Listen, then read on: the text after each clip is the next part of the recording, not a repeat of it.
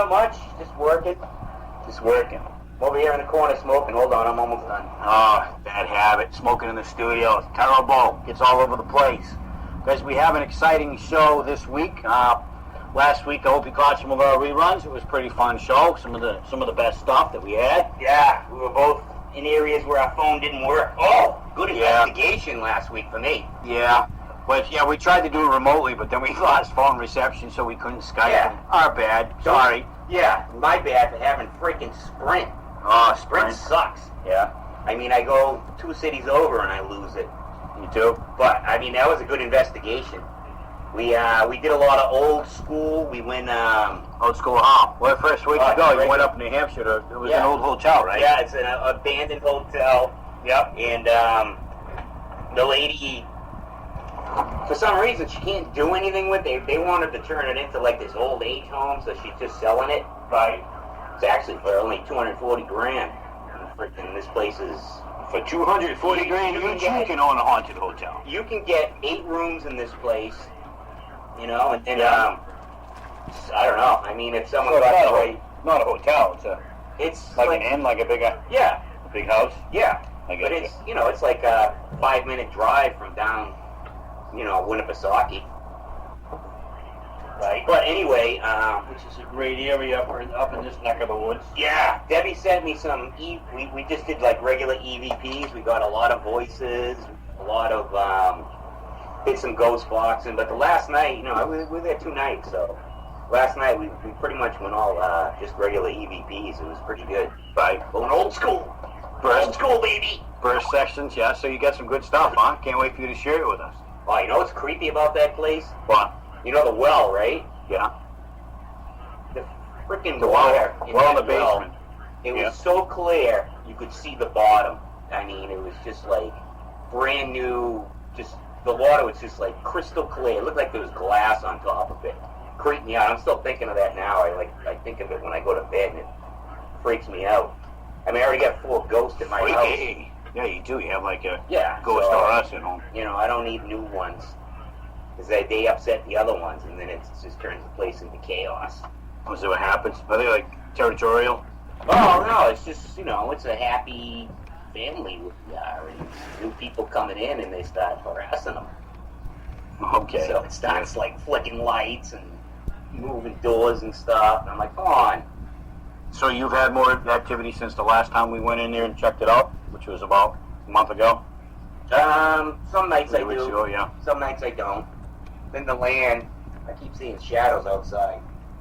So that land has got some crazy shit going on too.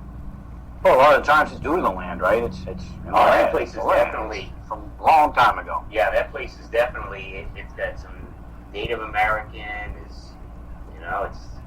It was like a perfect place for them to settle. Right near the ocean, and it's right near fresh water. It's up high. It's in the trees. Right near an all-girls school. Oh wait, that wasn't there then, huh? Yeah. Beautiful. No, it's a nice area. I'm sure they're hot place too. What the heck was that? I don't know. Staticky. Did you get hit by lightning? You still here? Yeah, I'm here. All right, let's get on to our first guest. Our first guest is the author of Weird Missouri, and he's calling in from Pennsylvania. Welcome to Everything Paranormal, James Strait. James Strait. Hey, thank you. Welcome, Jim. Hey, thank you. You're welcome. Jim, tell our listeners a little bit about yourself and what you do and where you can be reached and all that good stuff. Well, a little bit about myself. I guess let me start with the fact that I'm a retired aviator. I flew airplanes for a living for about 30 years, and after that I decided I had to do something else for the rest of my life, so I went into talk radio. And as a function of interviewing guests on air, I met the 2 fellows who started the title series of the Weird series. They started with State of New Jersey, Weird New Jersey. Yeah. And we talked on air for about 20 minutes. We laughed ourselves simple the whole time, and we started exchanging emails, and when discovered they needed somebody to write Missouri, Weird Missouri, they learned that I was born and raised in Missouri, so I was an ideal candidate. And before I knew it, I was out in Missouri for 8 weeks, driving 8,500 miles, visiting 300 venues, talking to hundreds of Missourians, taking 2,700 pictures, and then coming back in 3 months writing a book. Jeff, right off the bat, I mean, one of the first things he said, he's a professional radio guy, so we're going to be careful. Yeah. Yeah. I'm kidding about that. I'm a non-judgmental radio. Yeah, that's the way to be. Tell people about the book you're writing, what you're working on, or actually you wrote that in the past. I understand you're working on some new stuff too. Yeah, since Weird Missouri, which came out in 2008, and I'm constantly talking about Weird Missouri. It's just one of those timeless type of books. Yep. Since then, I've written 3 novels, and it began with Deja Vu All Over Again, which was the story about the final 7-hour card to the calendar turning 12/21/2012. I then wrote Thomas Jefferson is Missing, which won't be released until the presidential campaign in 2018. And then my latest book, and my current book, is World War III, Not How You Imagine. Nice. That sounds great. Hey, tell us a little bit about, or a lot about Weird Missouri. I'm curious. I'd love to hear about it. Well, Weird Missouri is a travel guide to local legends and all the strange, odd, bizarre, unique, and extraordinary things that exist in the Show Me State. And in any state, there's just, every state is filled with things that are worthy of being placed in a book. But Missouri is my home state, and like anybody, you grow up in a state, and as a kid, your understanding of the state is probably derived from about an understanding of a 25-mile radius of your home. And it was really great to get back to Missouri and drive around the entire state. Set it to 8,500 miles in 8 weeks. Really get to the state intimately, and Missouri is definitely full of weirdness categories. Weirdness like Bigfoot weirdness, or weirdness like paranormal ghost stuff? Well, I'll tell you, the chapters in the book are local legends and ancient mysteries and fabled people and places and unexplained phenomena, bizarre beasts. There's your Bigfoot. In Missouri, they call that Momo, Missouri Monster. And there's local... Yeah? There's roadside oddities, all the strange things you see while driving down the road. And there's also things abandoned in Missouri, like your abandoned New Hampshire hotel. There's plenty of things abandoned in Missouri that are in the book, and others that didn't make it that are equally, fascinating. Yeah. That sounds great. Did you ever see that show Mountain Monsters with those guys? Oh, I missed that one. Oh, you never saw that? There's I these didn't. guys, they're from West Virginia, and they go after like all these things like Mothman and. But Missouri is like a lot of what's the terrain in Missouri? Like a lot of woods and swamp and stuff like that, or what's it like? Well, southern Missouri is mountainous with heavily wooded, and northern Missouri is rolling plains. It's kind of similar to Iowa and Kansas. Yeah.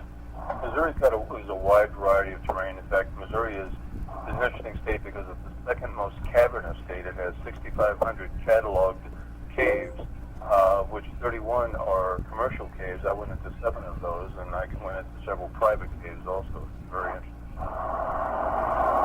Yeah, so it's a lot of places for things to hide. Absolutely. They say there's even Bigfoot in Massachusetts. They say it's everywhere.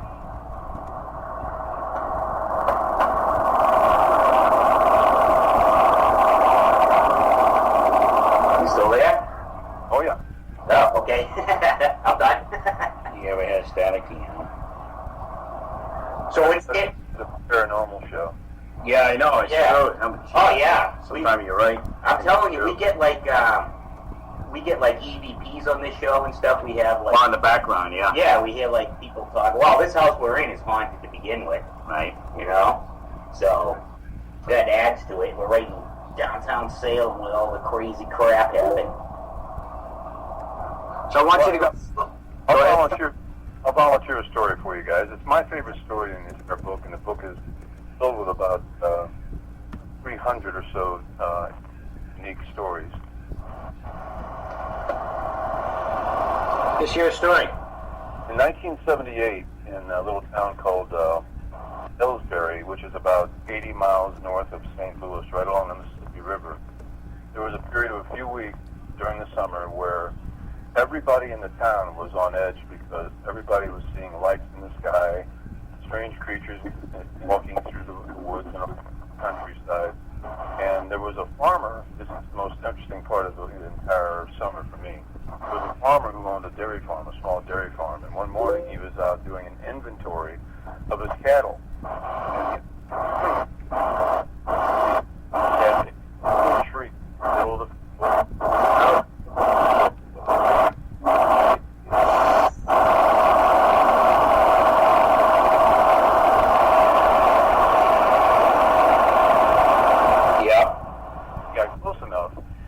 that the cow was deceased, and then he saw that the cow was split down the middle, all the internal organs gone, and that the cow was surrounded by branches from the tree, that attached to the branches were thousands of greenhead flies that were actually bonded to the branches as some kind of a thermal process that heated them and glued the branches. So because I was surrounded by branches, he looked up through the tree. Here was a clear path where the cow had fallen through the tree and was laying.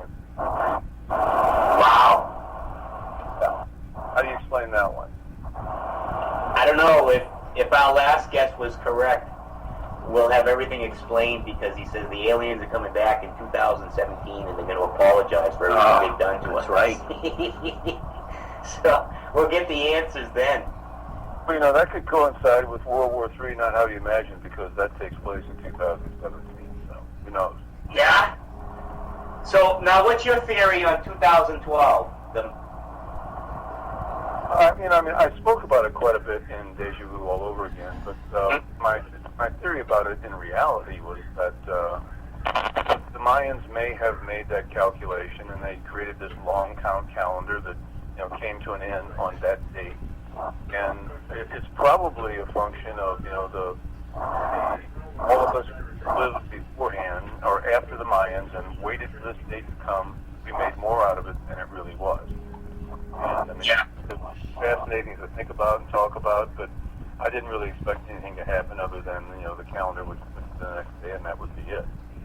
But in the book, I didn't make it that way. In the book, the day is a pivotal moment for mankind.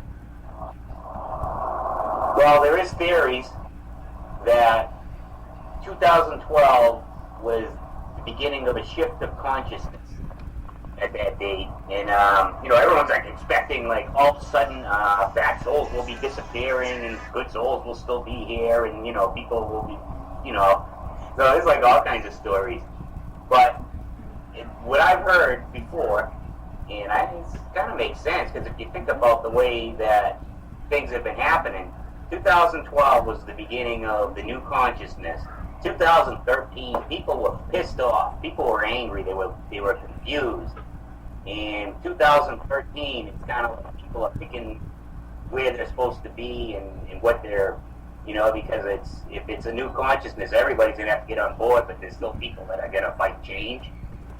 So, that's one theory I heard. And it kind of makes sense if you look at what's been happening since 2012 till now. And plus, how many times have we had so many full moons at the beginning and the end of a month and all of this cardinal crossing and all this lunar stuff going on, there's disasters in the world, all of this, the world's kind of shaking itself up. It is a mess. Yeah, it's kind of like everything's shifting for this new consciousness. Well, I hope you're right. I hope, we do shift towards a better consciousness. Yeah, that's the ultimate goal is, that's what will end up happening.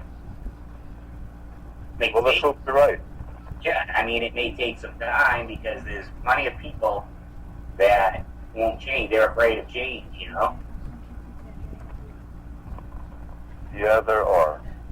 Hey, can I tell you guys about a UFO incident that took place in Cape Girardeau, Missouri in 1941? Absolutely. Yeah. Do. 1941, that's a few years before Roswell. And the whole thing stems around the fact that a guy named Reverend William Huffman he died, and his wife kept a secret until his death. And the secret was that in 1941, he died in, I think, 1953.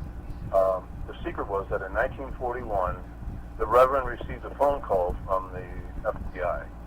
and the FBI said, we'd like you to come out to a crash site and give last right to the deceased at the crash site. So he was, more than willing to do that, and he met with local authorities. They could come out to the crash site where they met the FBI, and the military was there, firemen were there, the whole 9 yards. What kind of people you would expect to be there, but he really didn't expect, the military presence. So they talked to him, and they said, the crash site is over here, let us take you to it, get your last rites, and that's all we need from you. So he goes over to the crash site, and he sees that it's a very strange-looking craft, nothing like he was familiar with. And he walks up to a tear in the side of the aircraft, looks inside, sees strange instrumentation, and 3 deceased beings that were quasi-human looking, but were clearly not human, this planet. And he was taken back, but he evidently gave the last rites and went back to the authorities that were waiting for their appointment. They said, well, okay, thank you for doing this, and you can't ever speak of this to anyone ever again. This is a secret you have to take with you to the grave. And he agrees to that. Then he goes home and instantaneously tells his wife. So on her deathbed, the reason this story was given credence is because this was related to a local reporter on her deathbed. And, if it's true, there was a UFO incident and an alien, where human beings encountered these aliens, a full, 6 years prior to Roswell. And that took place in Cape Cod. I'm sure it's probably been happening all through history, I mean, we can't be the only ones out there. Do you think we are? Well, it's, I guess you look at the dimensions of the universe, and you think, there's another life form that evolved out there. But, if you also look at the dimensions of our own galaxy, speed of light, and for how many years we've been transmitting radio broadcasts, maybe 125 years or so. Right.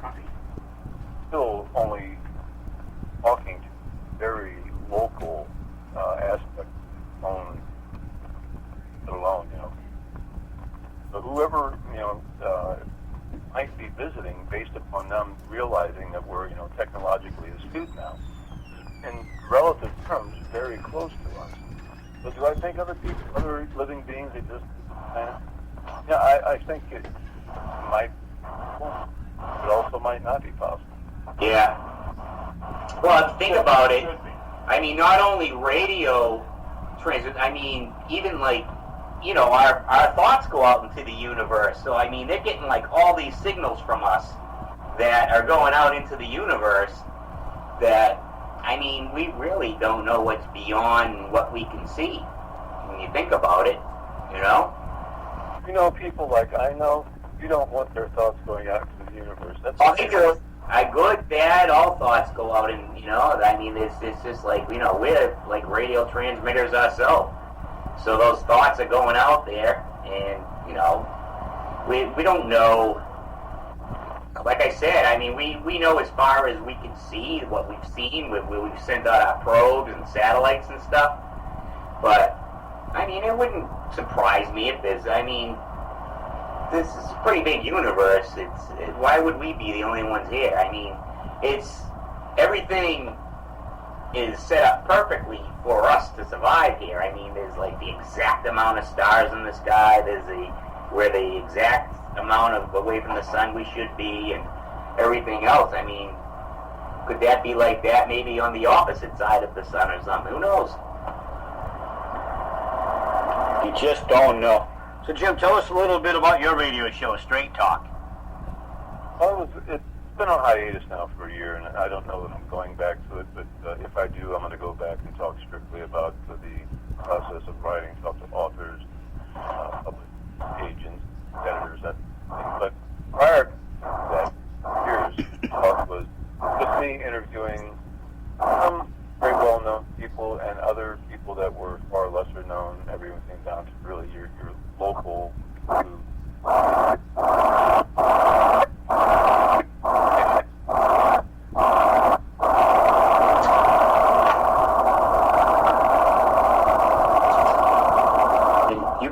us, right?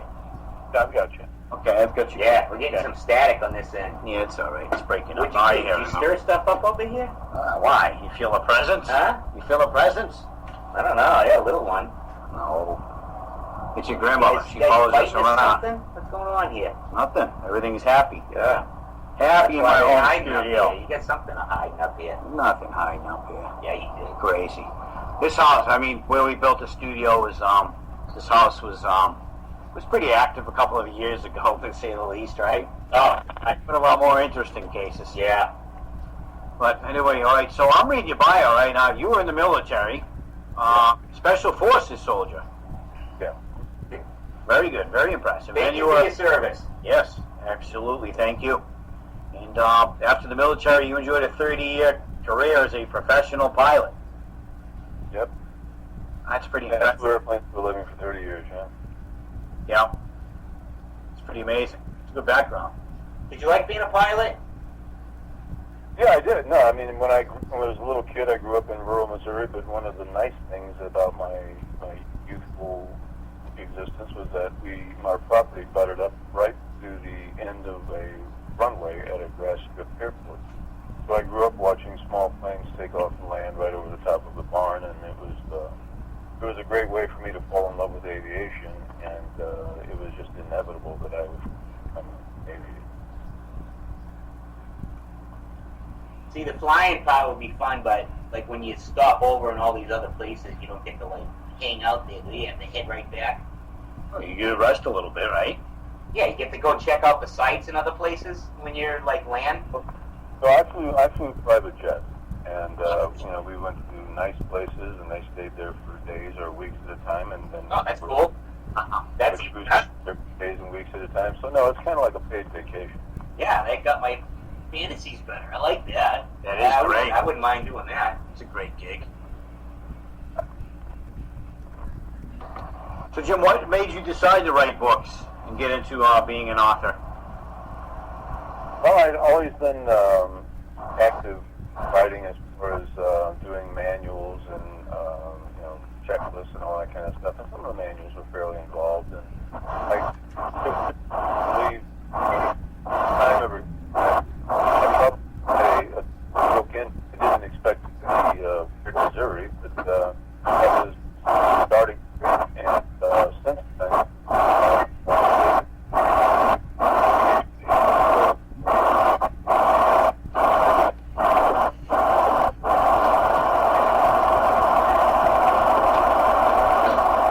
So that was in 2008. You wrote that. You released Weird Missouri.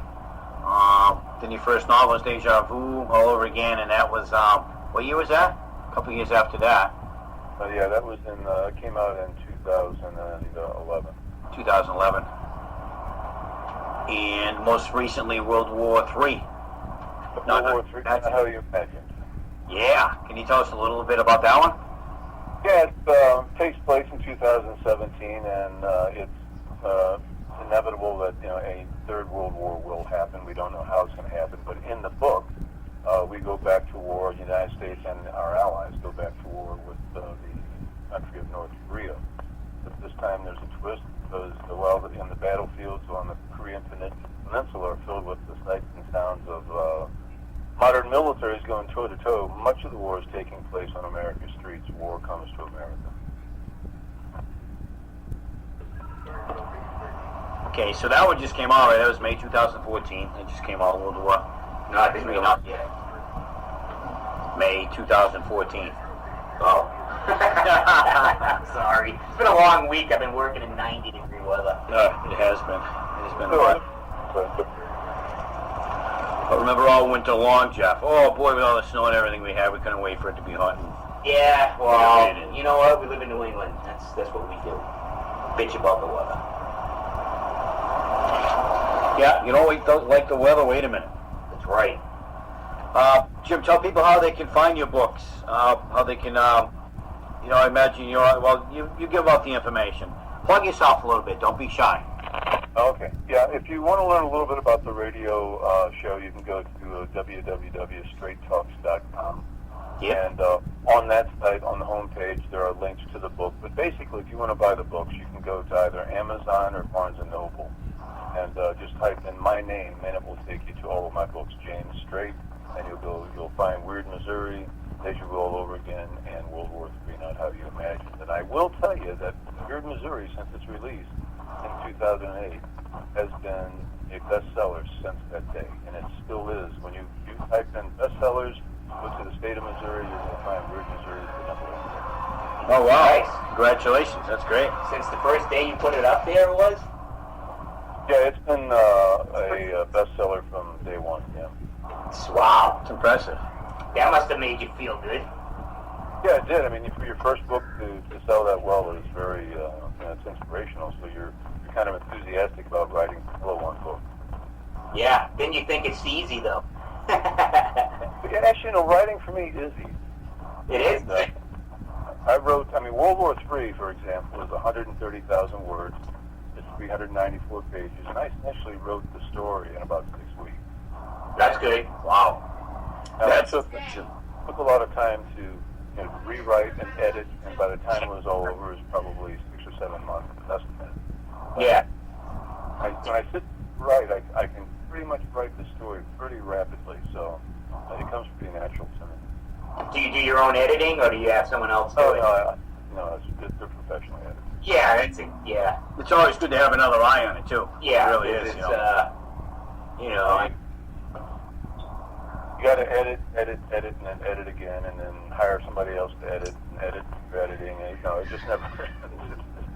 Editing is vital. It's worse than reading a book and it's the words are wrong or something. It's like that sticks out in your head when you're doing it. You don't see that much. Yeah, Right. because you edit, and then you edit it again. Right. Before you know, you nothing left. So Well, what's...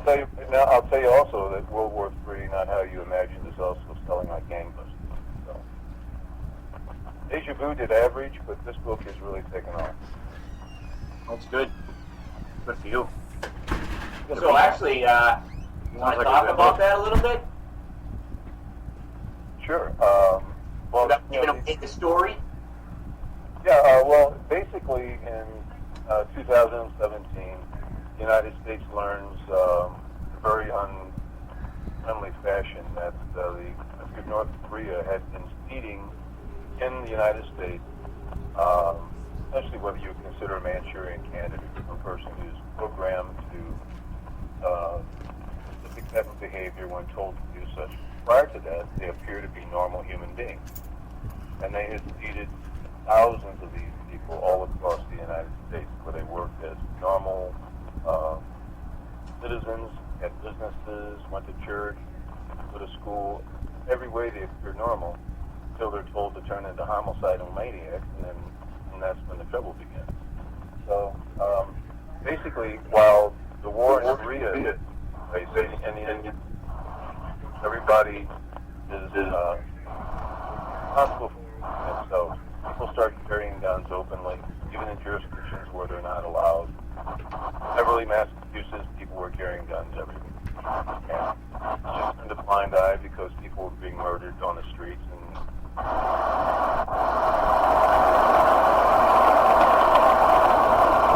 Doesn't sound that far from the truth. America's streets, but there's also a lot of action taking place.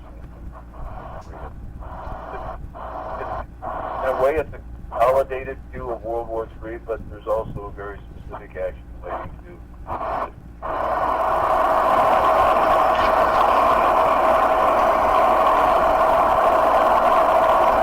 We still got him, Jeff. The audio is in and out. Apologize Yeah. if anything's... We don't have like a storm here or anything, do we? No, it's not electric. It's not electric. So, Jim, what's in the writing for your in the future? Now, I'm working on a book. I've just started working on a book called Vector, V-E-C-T-E-R.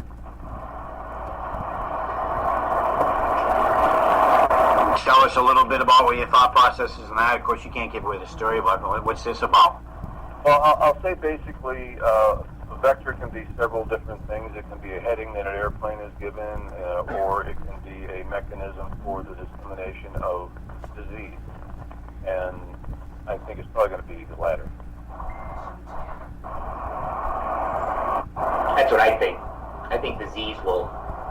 be what ends everything for us. Well, It's possible that we'll go back to it. or a world war. I mean, the way things are going now, it's crazy. It's out of control. I don't know. It's just my prediction is this. It's something that we can't cure will just spread, and I'm afraid that will come by way of terrorism. I don't know. Just don't know. terrorists they have their little pockets. They just, I think you guys are going to have to read Beck when it comes out. yeah, Well, absolutely. definitely. Because I mean, I don't know. It's either way. I mean, hopefully it doesn't happen for a while. Not done doing quite what I have to do yet. Now, you're on your life's mission. You know what it is yet? I do. All right. Jim, I think it's time to ask Jim about the weekly question that everybody gets. Oh, the weekly question. Yeah. Being from Salem, Massachusetts, the main home of Parker Brothers. We should probably say that funny. Parker Brothers. Parker Brothers. The inventors and the makers of the game, the Ouija board. You have any opinions on the Ouija board at all? Either way? Are you asking me? Yeah. I think it was a good way for some company to make some money. But I don't believe in the fortune-telling powers of Ouija board.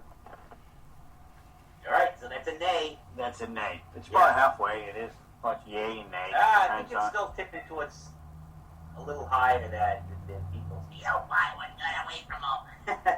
Well, you do. We've had a couple of cases here in Salem where we feel that they've opened doors. Although you can't prove it either way. So. Well, it's the same thing as our equipment. That's right. It's like our equipment is you're opening a door to the spirit world, and anybody can come in and out. So, I mean, it's. You guys live in Salem. Yep. Salem, Massachusetts. There may be something to that. Maybe Salem is a portal. Give them your theory, Mark. Well, the ley line theory? Yep. Yeah, there's a big negative geomagnetic force. It's a ley line, Leigh. And, it seems to be full of negativity. Seems like a lot of, including our studio where we are now, and there's a lot of the past witchcraft, hysteria, and history all pretty much happened right on this ley line, which goes, I don't know, about a mile long, maybe quarter mile wide, Jeff. Yeah. It's pretty much a straight shot up to where it ends at Gallows Hill. Yep. Where the witches were executed and hanged. So it's an interesting theory. We found on investigation that places that have high EMF, like there's like an Electromagnetic field. We go to some of these old places and they have this big freaking cable running right down the middle of the basement. Right. And some people are actually affected by electricity, and it Right, it can makes affect them their behavior. delirious. Right. It makes them like delusional. Yep. We're And feeling ill. it's like a scientific fact that happens. There's just some people that electricity has an effect on them that it start seeing things and this and that.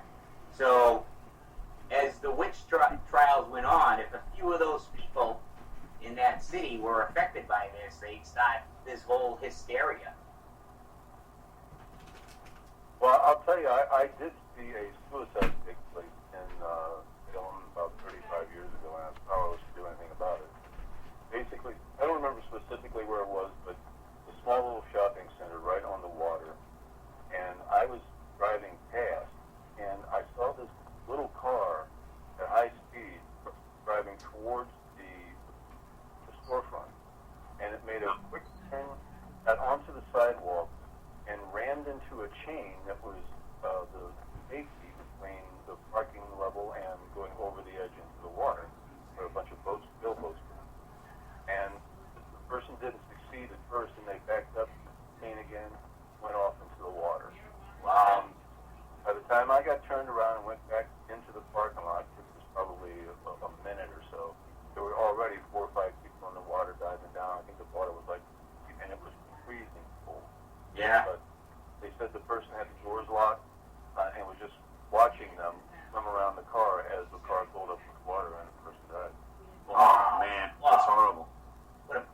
crazy way to go. Ugh. It's horrible to witness that too. Yeah. Yeah. Didn't think that was the worst way to go. It's around. Salem does have some negative. Oh, right. It's yeah, it's kind of, then you get a lot of these people that are doing the witchcraft stuff too. They come here, they're accountants during the day, and more witches at specific. night. Yeah, more specific. It's black magic. It's, Yeah. The bad stuff. And there's a lot to be said with that. But most of them, for the most part, our Wiccan community are great people. Yeah, Love their neighbors. They're great. they are. But Yeah. there's some that, they see Mess it with on the wrong TV, stuff. see it on TV, and next thing you know, they're like, think they're Merlin. See what? Bewitched?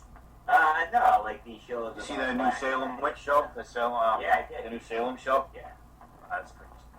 it's good. And It's a lot a of good people show. don't like it. I kind of like the history of it or whatever. Well, they give you tidbits of history and they just twist it. Yeah, it's all right. I bet you guys don't have a story like Sykeston, Missouri. Sykeston, Missouri, country city. Oh, we got 3,000 people in it. Yeah. Got a railroad that goes through it that I guess all the farmers go down and take their grain and it started off wherever.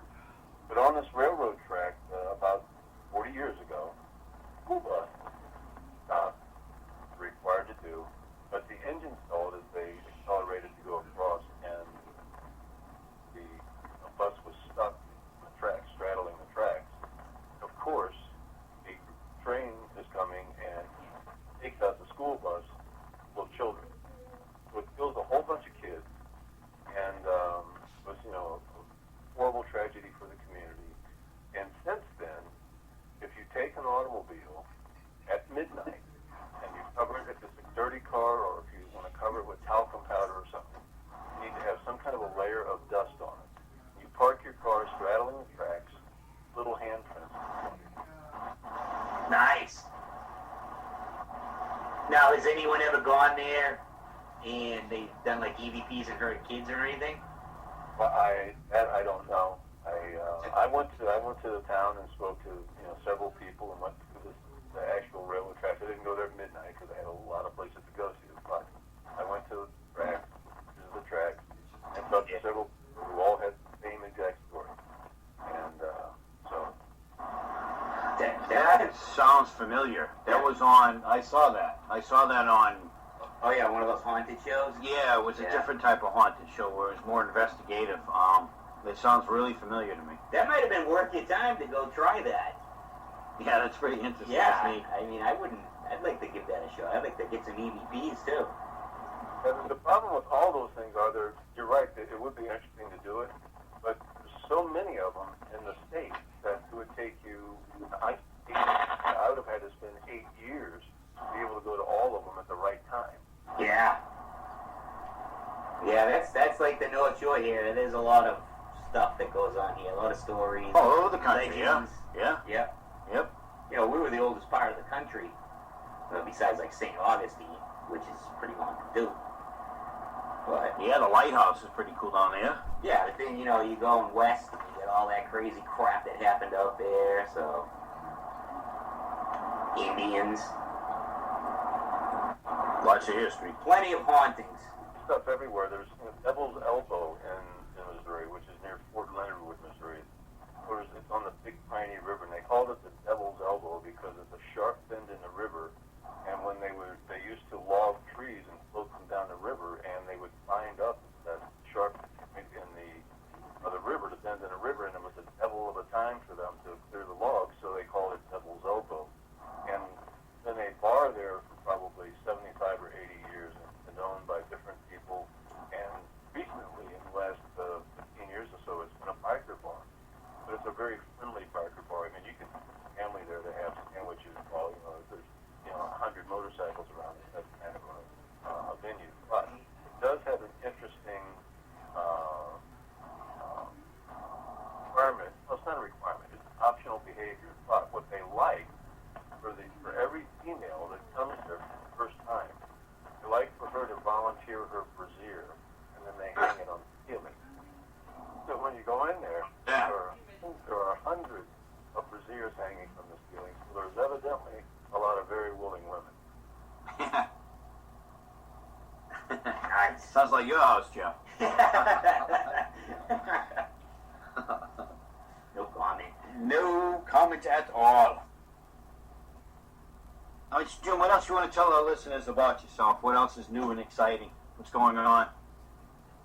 Oh, personally, nothing new and exciting going on other than, I just continuing to write a book. Yeah.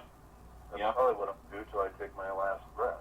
I'm 65 now, so I hope I've got a bunch of breath left. And, That's my theory.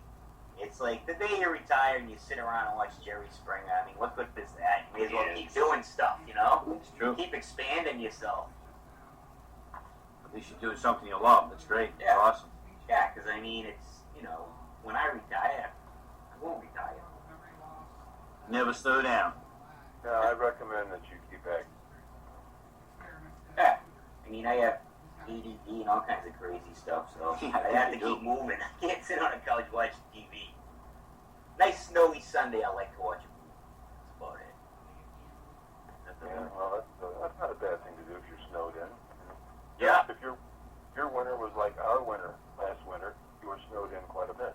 Oh, we had yeah. a cold. Our winter this year was cold, snow, and ice. Yeah. That was three. Mother Nature didn't give terrible. up this year. Never ending. That's why people are complaining about the weather, like I said in the opening. It's, Well- be happy. You know what it is this year? It went from 12 degrees to 90. It's Yeah. like nice 70-degree days, you know? Yeah, it was. It was rough. It was rough. Hey, can I tell you guys one last story? Yes, you Yep. can. Absolutely. Yeah, no, as I said, I drove, a lot through the state of Missouri, and I was in the very southern part of the state, paralleling the Missouri-Arkansas border, driving east. I was on my way to, I don't even remember what the venue was, but I'm always driving down the road looking for strange and odd things alongside the road. So I passed this farmer's house, and he's got a collection of old steel-wheeled tractors and wagons out in his front yard, and they're on display. And I thought, well, okay, go back and see what that is. So I turned around, I went back, and I drive down his driveway, and comes out of his house before I stop, and I pull up and get out and introduce myself and tell him why I'm there. And he said, oh, yeah, well, let me show you this stuff. So we go over and we start looking at the stuff, and he starts telling me all about the tractors. And in the middle of this collection of farm equipment, there's this small barn, a brand new barn. It's probably about 500 total storage. He said, let me show you our bed and breakfast. So we go into the barn. He and his wife created a very small bed and breakfast. It was actually quite nice inside. Just kind of like... Hello? Hi. So I'm getting ready to see, because you can see that, I guess I'm not that terribly interested in his bed and breakfast. And he says, I'd like to tell you something. He says, I don't know what it is about you, but I think I can tell you this, and you won't think badly of me. But I see lights in the sky here. I've seen lights in the sky here for their 30 years.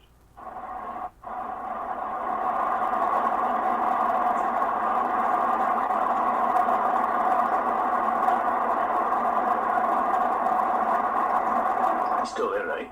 Property, and they hover at about, he thinks, about 10,000 feet. And they're very predictable. They're there very consistently. And he says, well, I've got tons of pictures. So we go into his house.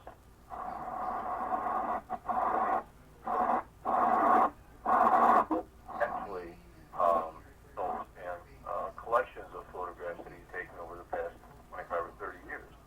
And he had hundreds and hundreds of photographs of lights that were shaped like horseshoes and like boomerangs and like great lights. And there were single lights and multiple lights, and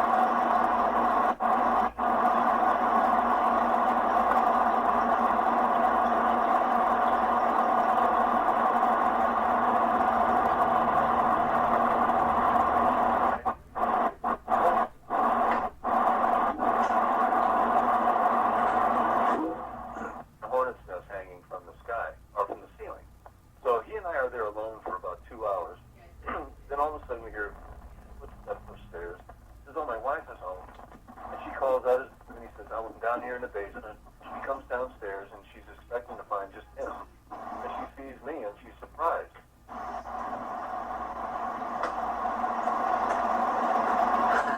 We caught most of that. You know, a couple of glitches in the speakers right now, but Our phone is like it's breaking up. the connection, yeah. But it's mostly, we got most of what he had to say. Yes, we did. I'm almost to the end here. She said, you must be somebody special because you never bring anybody down. He's showing you the bug.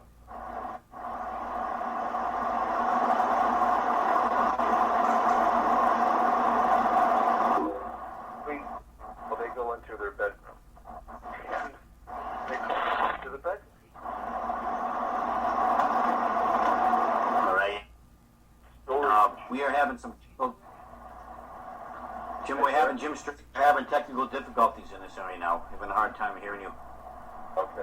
All right, there you go. Oh, okay. Yeah, that sounds good. We got it right now. Don't move. Well, he had purchased a huge collection of bugs from a museum. He had thousands of fungus in his. What possessed them to do that?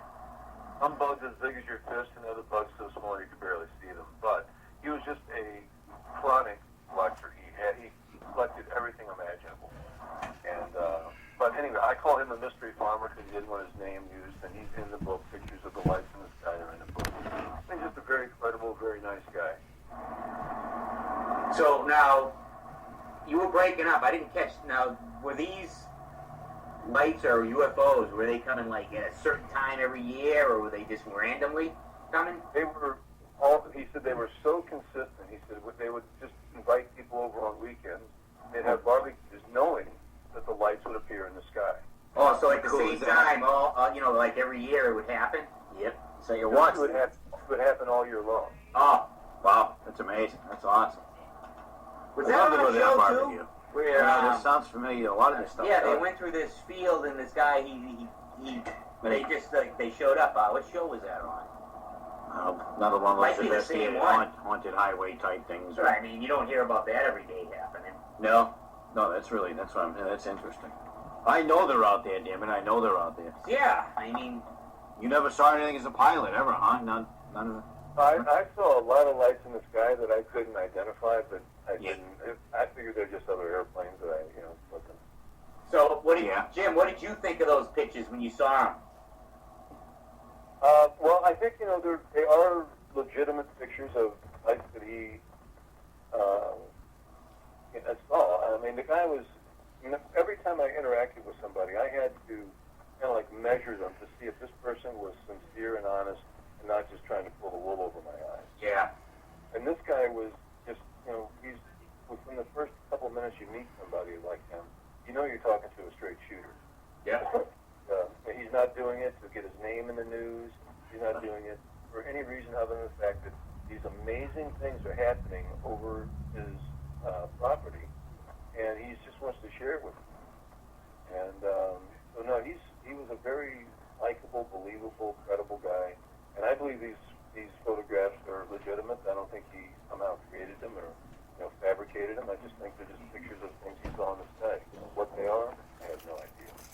You're a see it to believe it type of guy, aren't you, Jim?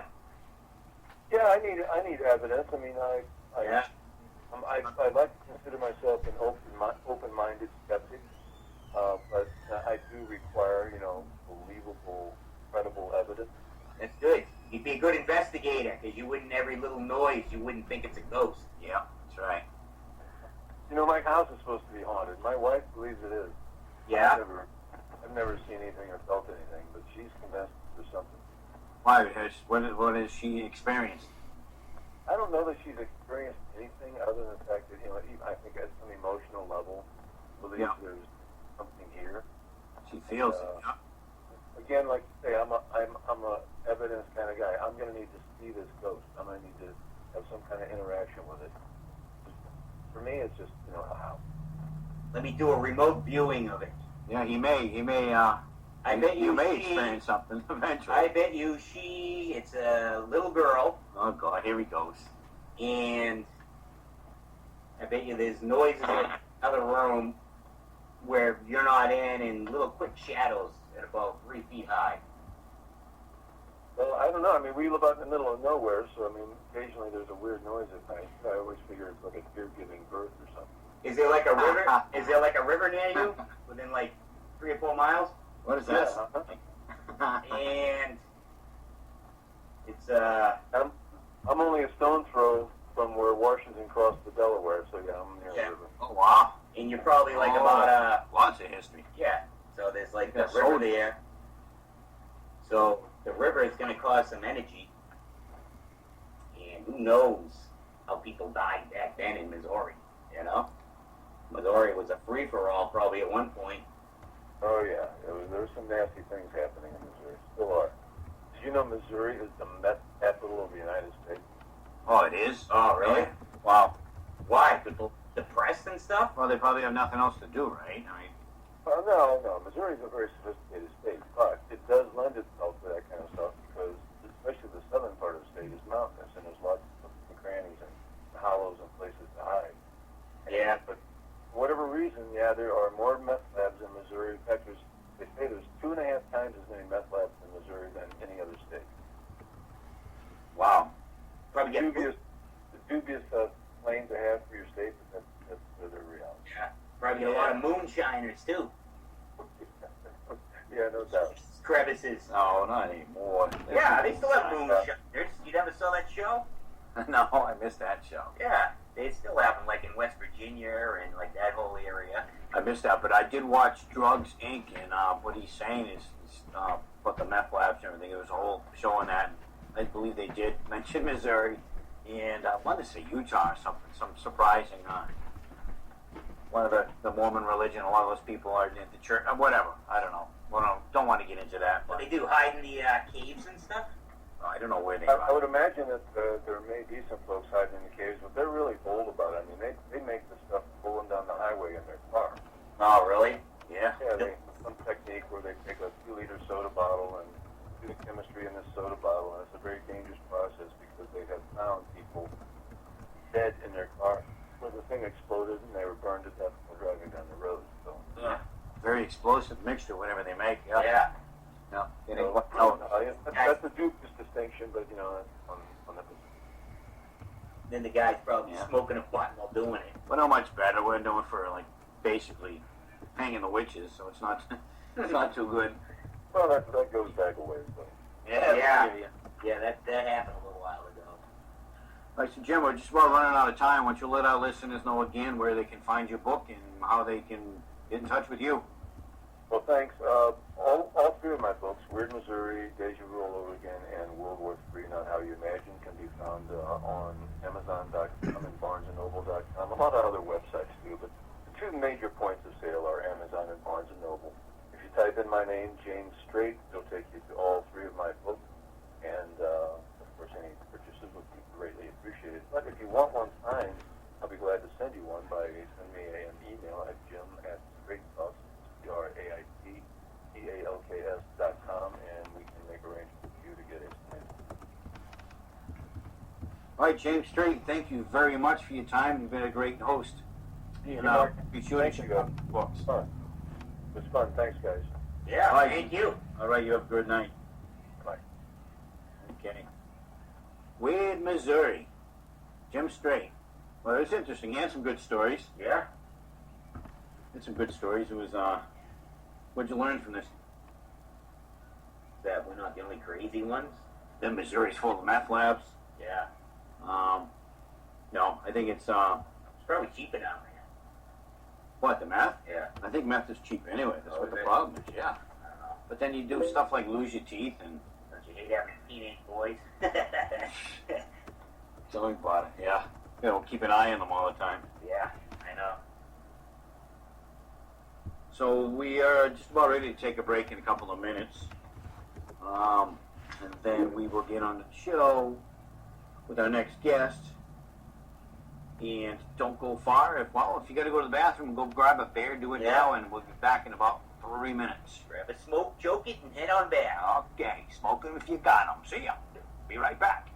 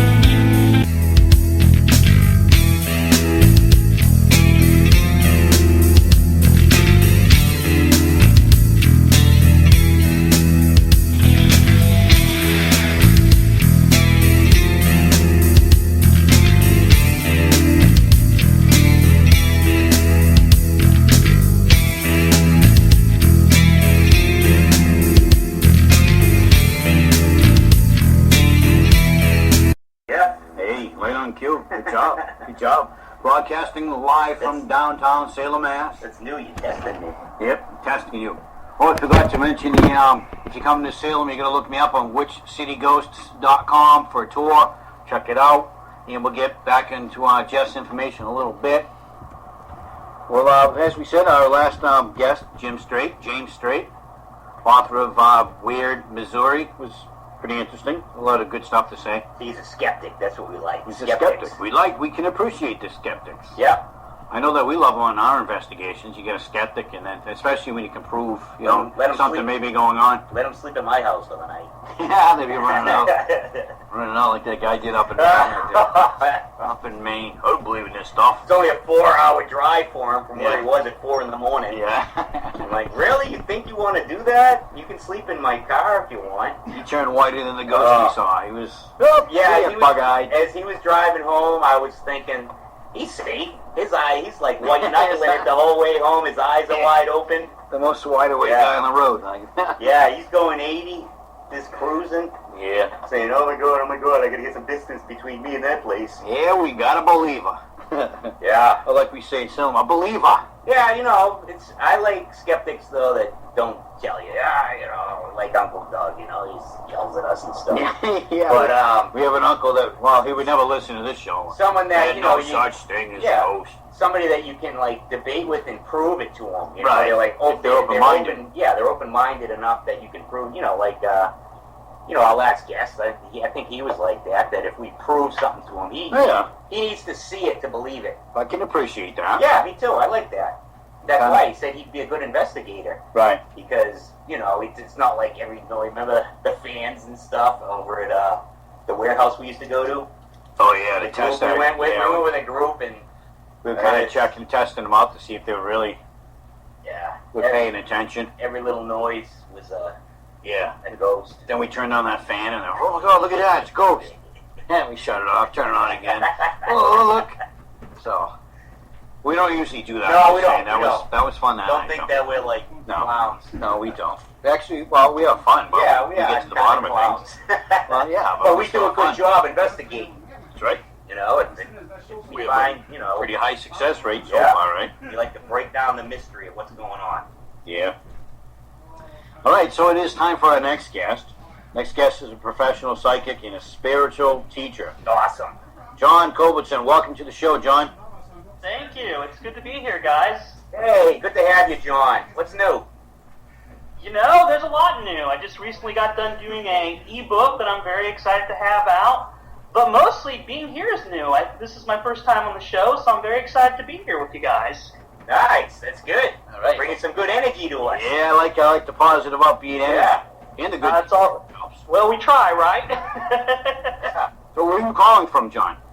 I am calling from Charleston, Missouri, about 15 miles from Sikeston, Missouri.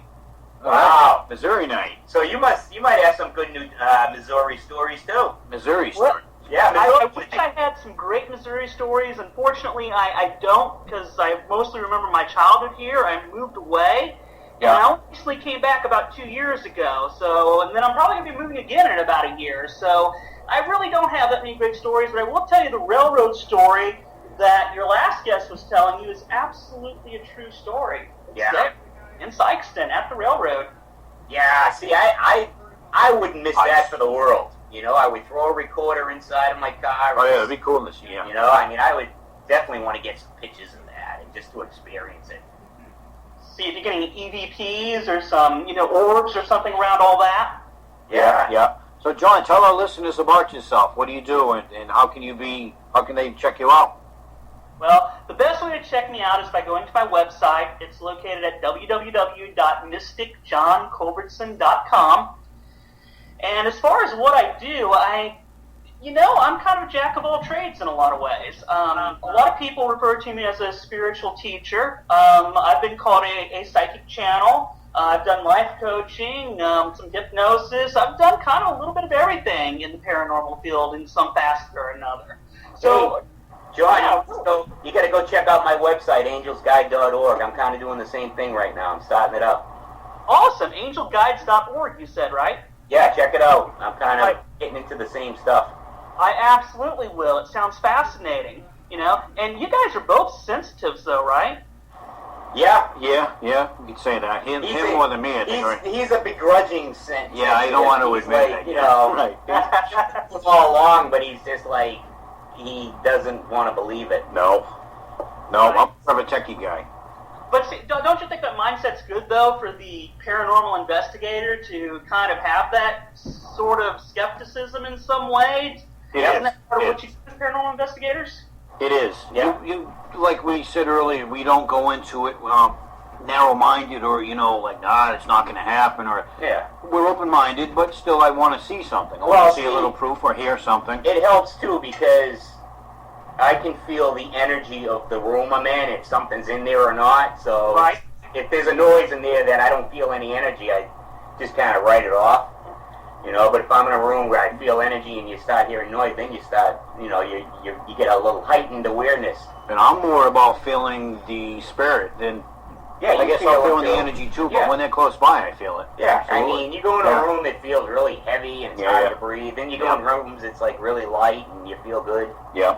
Those are rooms that they got something going on. But it's not always in that same room either, So anytime you hear a noise, it's not something paranormal. Right. Absolutely, and that's so important for people to realize. Even when I'm teaching psychic development to people, I constantly remind them, you know what, not everything can be paranormal. We live in a physical world. There are real world things that you have to pay attention to first before you start looking at things from that paranormal perspective or point of view. Definitely. Oh, yeah, that's just a point of view. So, John, how did you get started in this field?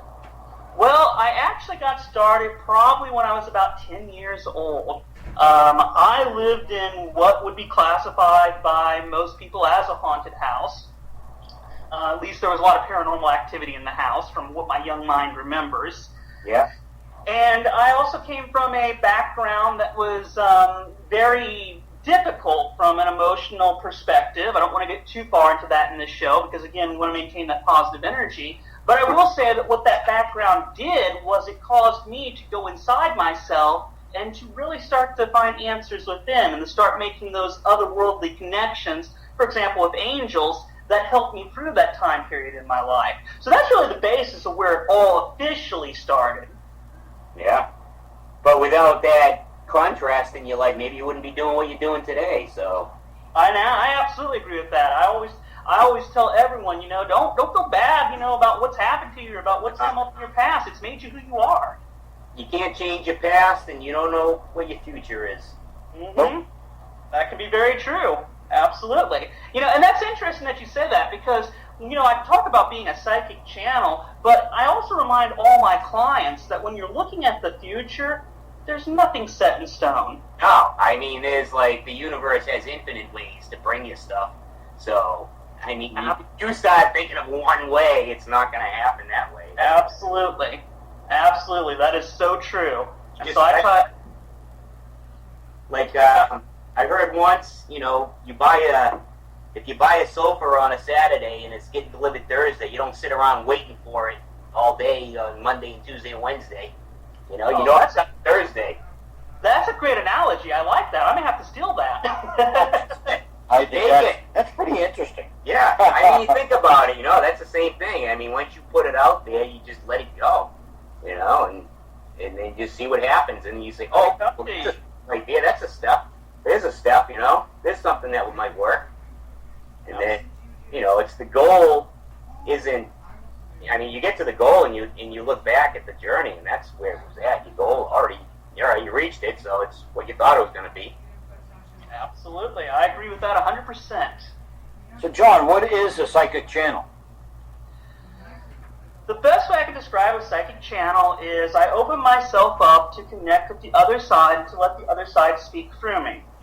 Yep. Now, whether that's dead people or whether it's spiritual guides or a higher power or angels or any number of infinite possibilities, aliens, whatever, that's up in the air. But whatever wants to come through, within reason, there's certain protections and things that are done to ensure that I'm in a safe environment before I just open up and say, hey, come in. But the idea is I allow information to come through to me, and then I pass that information along to other people. Nice. you bring up a great point. Yeah, I was just thinking. I probably know exactly what you're gonna say. How do you protect yourself? Yeah, how do you ground yourself? Yeah, that's actually an excellent question, and it's something that everyone, needs some familiarity with. And, when I'm teaching classes, I break protections down into, 3 different categories: basic protections, and intermediate protections, and advanced protections. And really at the core of it is the idea that you have to have a strong sense of self, a strong aura around you. Yeah. In order to keep other things from attaching and or possessing the individual who's doing the channeling in that case. And it's important to understand that I'm not a trance channel. Okay, a lot of people when they hear channeling, they think of trancing, and no, I don't necessarily trance when I channel. The information comes from one of my spiritual guides, and they pass it along to me. There's always an in-between. So the other side is never going to get too particularly close to me, so that attachment, possession, whatever people want to call it, will take place and will happen. Right. Yeah. So, and then, as far as that goes, when you start talking about protections, I think what most people think of is that idea of that white light energy. You guys heard of that, right? Oh, yeah. Right. It's kind of our... I'm sure you guys use it, don't you? We do. Hey, we use a bunch of colors. I use the white light, big time. White light's me. Yep. That white light, it raises your vibratory energy, and it just gives you that. It's the easiest method for people to learn to protect themselves because it's so easy to do. And a lot of people ask me, well, how do you put the white light around you? And I say, well, you got to find what works for you. Yeah. For me, I like to imagine myself stepping into a light bulb and turning the light bulb on. That's what works for me. I like to picture like a big chute just going up into wherever, and I step into it. I picture the white light coming out of the sky through my body into the ground. Oh, so for you it comes down? Yeah. For me it comes up. Really? That's awesome. That just shows the differences there. That's really cool. Oh, we never even talked about that. No kidding. Yeah. Well, are you seeing the light from up or above or below, John? He does a light steps into. Yeah, so I step into it. It's like I'm turning on a light bulb, and the light feels all around me. Now, the funny thing is that if you're bringing light down, if light's coming from above you, then there's an indication of spirit coming to you, or that higher energy coming to you. If you're bringing it up from below you, you're gravitating and elevating yourself up to it. So it's the same thing, it's just being done in 2 different ways here. Oh, wow. And then you do it different than us. You go right into it. Yeah. I come up, you go down, and he goes right into it. That's cool. We all do the same light, though. We never discussed that before. That's interesting. Yeah, and I have one of my past students, her favorite way of doing it was to imagine herself standing in a shower with the shower being a bunch of white light coming down around her. There's just so many different ways to do it, and that's just important for people to realize, is that it's an easy technique, and it does make a difference in your life when you start doing it. Oh, yeah. It really does. It improves your attitude, if anything, it does. It's almost like meditating, in a sense. Mm-hmm. In a sense, it is. It's very close. The other thing I like to do besides the white light is I like to put a nice little blue bubble around me. Sometimes I call it a blue shield. Yeah. Protect you from what? Negative spirits? Well, in this case it'll be from negative vibrations or negative energy from other people most of the time. Okay. But again, that blue bubble, what's happening is essentially you're putting yourself into a sphere that anything negative-wise that comes at you is going to be reflected off of that sphere, so that you're not absorbing it. Because most empaths, they have a tendency to want to take on. Yeah. And of course, and then if you're taking on energy, that can be good, for example, at certain times, but there's other times where it can overload your life, and you can be very miserable. I have to block myself too. You feel I mean, you'll go into Dunkin' Donuts and someone's having a pissy day, and you're feeling it, and you leave, and you're all pissed off. I don't have that. What am I pissed off for? Exactly, and that's the greatest question to ask: is why am I feeling this way? Yeah. Because I wasn't beforehand. I've learned how to, without protecting. If that happens to me, I've learned how to catch my thoughts, and I'm saying, what am I feeling? Anxiety and pissed off. Well, these aren't my feelings, and I just if I keep saying that, it goes away and it goes back to where I was. So luckily I'm able to catch it because I catch my thoughts, and that seems to work for me. Because sometimes you go into anywhere where you're pumping gas and someone next to you is pissed off. You really feel it that much, huh? Yeah, it's not like your own anger, but it feels like you can feel like a steady flow of anger coming to you. So I like John's method better, where he kind of protects himself on a daily basis. Yeah, well, every morning when I get up and every evening before I go to bed. I like that. And as often as I need to throughout the day. Right. You know, if I know I'm going somewhere where there's going to be a lot of negativity, I will do it before I go there, too. Yeah, that's like, I have trouble now, like, even going into bars and stuff. Wow. Oh, absolutely. Bars can be horrible. There's a lot of stagnant energy in bars. Sometimes elementals will hang around bars. A lot of disembodied spirits can hang around bars. Yeah, that can bring out a lot of stuff. I feel really uncomfortable in bars now. I feel it just like it's, you know, just it doesn't feel good. Mm-hmm. Well, John, do you have any experience with paranormal investigations? I have done paranormal investigation teams. I did only one investigation with the Peace River Ghost Trackers when I lived in Florida. That's a great group down in Florida. Scott and Sprout, they run that group, and it's just a wonderful, well-cohesive, put-together group. So I've had the experience and pleasure of doing an investigation with them. Many years ago, back when I was really kind of starting to get into this on more of a professional level, you know, we're talking almost about 13, 14 years ago. It's been quite a while. I had a contact in the United Kingdom that used to send me an email before their investigation and be like, what do you pick up on this place, or what do you pick up about this, and I would send them my impressions, and every once in a while they would let me know, oh, well, you know, that was right, or that was wrong, or it was a fun thing. And, you know, I have done investigation groups. It's not really for me because I don't have that skeptical mindset. I mean, I do. I should say I'm well-grounded. At least I consider myself to be well-grounded. But at the same time, people know what's right for them and what's not right for them. Yeah. You know? And if you're a paranormal investigator, it's in your blood. Wouldn't you agree? Oh, absolutely, yeah. Oh, we were drawn to it. Yep. You know, I mean... Absolutely. Yes, definitely we were drawn to it. Yeah. We high up the ladder, then we dropped like stones. Yeah. So now it's just us again, which the way we like it. It's like this field is so full of drama, it's just crazy. Yeah, so now it's better off keeping ourselves. Just us two, and we have like a group of people that we deal with, and they're all very good. Yep. And, we love doing it. You know, just small, go to help, see if we can help people, you know. Yeah, we use all kinds of tools and all kinds of equipment. That's me, and then Jeff is more of my spiritual advisor. Do you use any tools in your sessions?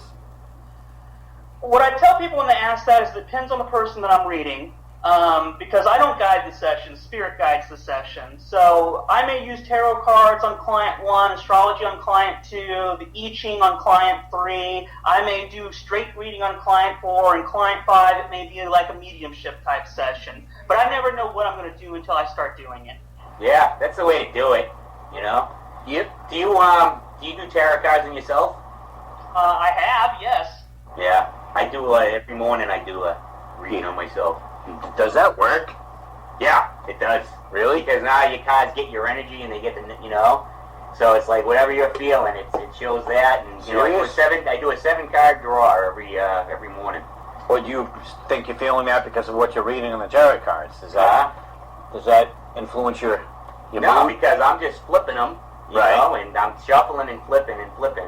Yep. And then, you know, the meaning means something to me. Usually, sometimes it's a little confusing, but I'd say 9 out of 10 times it means, like, what I'm going through at that point. Huh. You know? Interesting. Yeah, I'll do some on you next week. I'll bring them. Oh, we'll do it live. Yeah, we'll do a 7-card draw on you. Oh, That would probably be a lot of fun to do it live.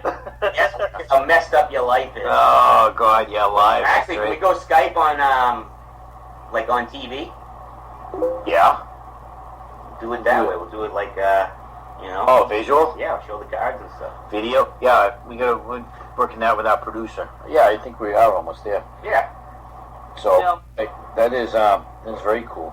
So, Hey guys, there's something that you should really try. Since we're talking about this tarot thing, I had a teacher that told me 2 different things. Number 1, this teacher told me if you want to really have a fun, well, he said trippy, but if you really want to have a fun experience, get yourself a tape recorder and do a reading, and do it like you're reading yourself, and record it for a certain date in the future. Then on that date in the future, go back and listen to the tape.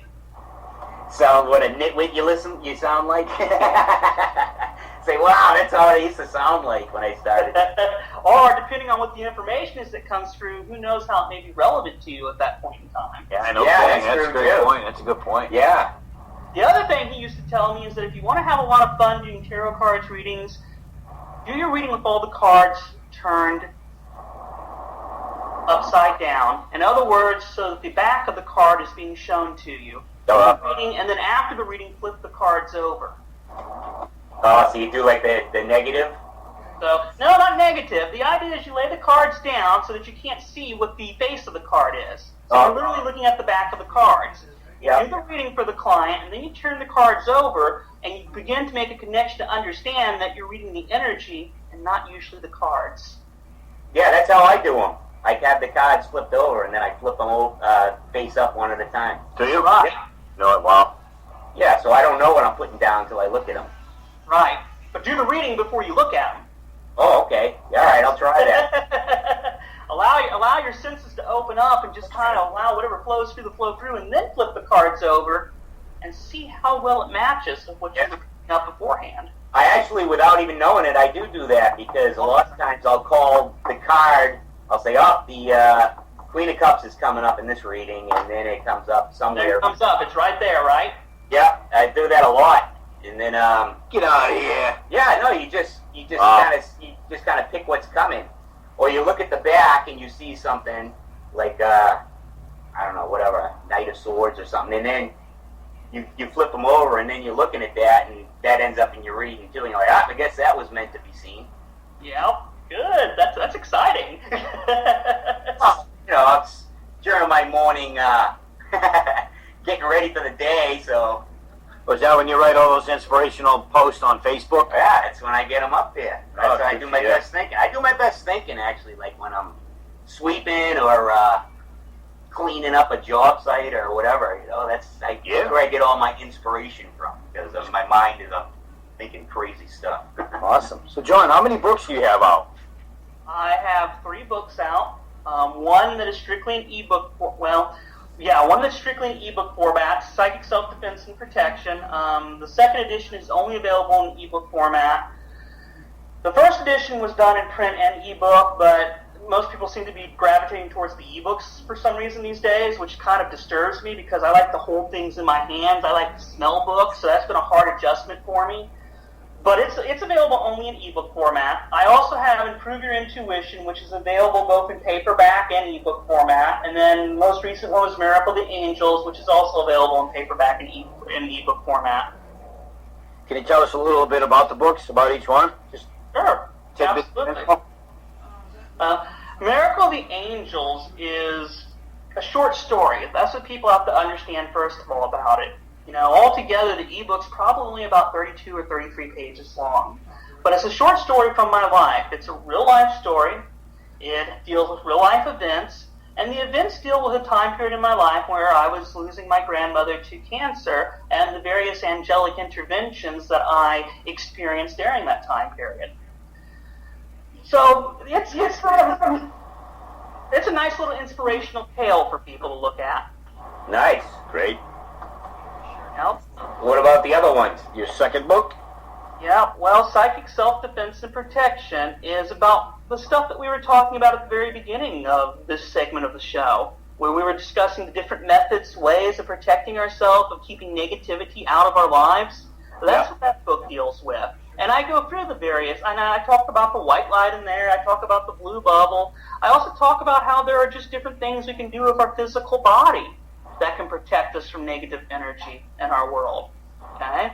For example, one of the things I tell my students is, you know, if you're around someone who's ranting, who's venting, and I don't mean ranting as in you're in immediate physical danger. I'm talking about ranting as in someone who's venting and is just spewing a lot of negativity towards you. Yeah. A lot of times those people are looking for energy. They're just wanting a reaction. Yeah. So if you just cross your legs or cross your arms and just sit there patiently, they will eventually use up all their own energy because they cannot connect in with your energy. and they'll leave eventually within a short period of time. That's good.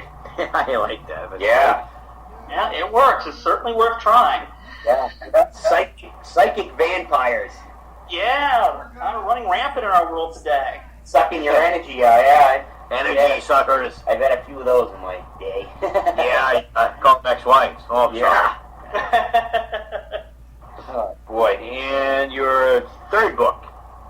So the third book is entitled Improve Your Intuition. And what this book really is about is it's about learning to open yourself up so that you can basically be a psychic so that you don't have to go to one. I like that. That's where I'm at. That's what I need. I need to read 2 and 3. Yeah, it's I don't know, it's good to be able to do it, and you can kind of figure out what you're doing. Where I'm at is a lot of times I'm right, and I have something pops into my mind. I don't know. Even silly things like I know what, sometimes when I'm in tune, I know what song's going to come on next. Synchronicities. It's weird, but I've always kind of denied it. It's like, no, this is what it is. No, synchronicity. Or I know what somebody's going to say sometime, or, You see license plates, they have the same numbers, and just different things. And I've kind of ignored it all the time, but I'm up. You guys are way more in tune than I am, so. Well, and there's a reason why we're more in tune. It's because of what you just said. You just said that I ignore it usually.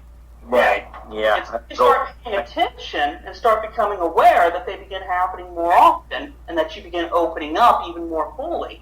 Now, John, would you say the difference between like what we are and Mark, what he is basically just the only simple thing is heightened awareness. You're just more aware and you're looking for things. Yes, it's basically heightened awareness. I mean, there's more to it than that, don't get me wrong. Right. But from a basic perspective, it's about heightened awareness. It's about being willing to pay attention. Yeah, because I still deny it. Well, I'm still in denial. Here's the steps that you would need to do. You need heightened awareness, you need consistency, and then you need to just keep those two things up. If you were consistently thinking in your mind to, look for this stuff, then it would become easier for you because your mind would accept that. Right. Yeah, it makes sense. Yeah, so I mean, it's back to the positive thinking too. Yeah, I mean, it's not easy, it's not hard, it's just consistent. You have to just keep thinking of doing it. Yep. Now that reminds me, a few minutes ago you guys were talking about, catching yourself, feeling these negative emotions or having these negative thoughts, and one of the things that I was always taught to do was that when you catch yourself having one of those thoughts or feeling one of those emotions, to focus on something that's going to make you laugh or smile or that's going to seem absolutely ridiculous. Oh, yeah. For me, that was always frolicking dolphins. Yeah, because I mean, if you're able to catch those thoughts, you're going to stay in a better vibration because you're not going to go way down and your day's not going to turn into one of these days. You're like, oh, what a day today is, So, think positive. Yeah, I mean, and if you think negative, you think, why am I thinking this? What's causing this? Right. And then if you catch it, it's going to be a lot easier to try to turn it around. Turn that frown upside down. If you go into a spiral, like say you spilled coffee in your shirt in the morning, and it could start an ugly day just from something simple like that. Yeah, but also, when you're in that positive frame, that positive vibration, your psychic sensitivity tends to be more open and more active too. Oh yeah, that's why I tell people too. It's like, if you had a bad day, don't even come to this investigation because you're bringing something home with you. When I owned a New Age store, I used to tell my employees the same thing. Don't come in here if you're having a bad day. It's okay to call in and say, today's not a good day. Yeah. I'd much rather have that as opposed to have the energy in the environment. Oh yeah, because I mean, even for themselves, that's when you bring stuff on. I mean, you think of these negative. I mean, there's some people that they are in such a negative spiral. They've created entities that they're sucked to that, and they love that energy. Right. Whether they created them, which in some cases they do, or the entities are attracted to them. A lot of times the negativity can have a big impact on that. Yeah, definitely. I mean, it's all what you put out there. It's, I love investigations because it's fun. I get to see old friends, and it's a good time. You mean the ghost or? That too, you know? Oh. Hey, John, can you remote view where I'm living now? Can I remote view? I can try to remote view. I don't know how well it will go. I always tell people that, but let me see if anything comes up around it. Oh, this is never good. It's all for fun. You know, that's one thing I tell my students. The moment you stop having fun doing this, the moment it stops working for you. Yeah, I'm kidding, but you know what's funny, John, is it is never good. I have 4 ghosts at my house. I have 3 that are always there and a little girl that comes and goes. And every once in a while they get kind of rambunctious and start playing with stuff. Is this an old house? Are we like dealing like in the 1800s with this house by any chance? Yeah. Okay. Because the house immediately strikes me as being old or as having an old feeling to it. Okay. Now I have to ask, just because I'm curious, are we dealing with a wooden floor somewhere in the house? Yes. Oh yeah. Okay. Because I'm being told the reference of wooden floor and to talk about the wooden floor. Is that through the entire house or was that out in the house?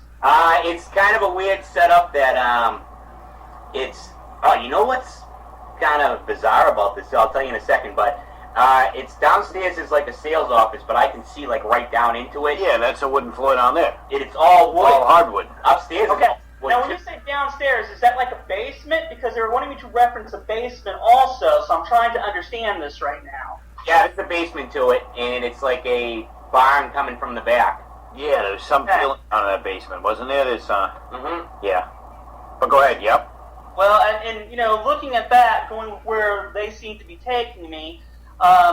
One of the things that I take note of is, understand I don't get a bad feeling from the house. Not at all. It's not a bad feeling that comes up, but there is a lot of energy around the house.